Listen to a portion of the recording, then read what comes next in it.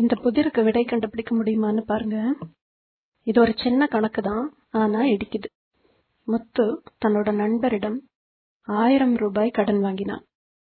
வீட்டுக்கு போற வழியில அது தொலைஞ்சு போச்சு.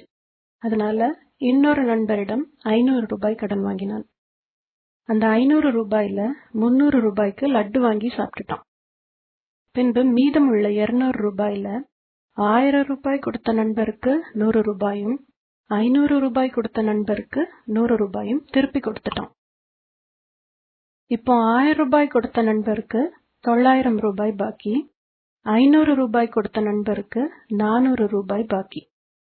எனவே முத்து திருப்பி கொடுக்க வேண்டிய கடன் 900 பிளஸ் 400 1300 ரூபாய். சரிதானே? லட்டு வாங்கிய 300 ரூபாயை சேர்த்தா 900 பிளஸ் 400 பிளஸ் 300. இப்போ இதை கூட்டினா 1600 ரூபாய். சரியா? இப்போ உங்களோட கேள்வி என்னன்னா, முத்து கடன் வாங்கினது 1500 ரூபாய். அது எப்படி 1600 ரூபாயாக மாறியது? அதிகமாக 100 ரூபாய் எங்கிருந்து வந்தது? இதுதான் கேள்வியே. இந்த கேள்விக்கு உங்களால பதில் சொல்ல முடியுமான்னு பாருங்க.